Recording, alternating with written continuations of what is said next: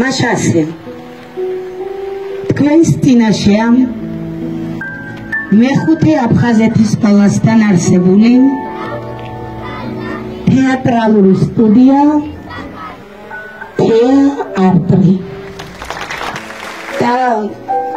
ეს ჩემი დიდი ნაბიჯი რომელიც გადავდგი იმედია გაამართლებს თქვენს იმედებს იმიტომ რომ ჩემთვის საყვარელი ადამიანები ხართ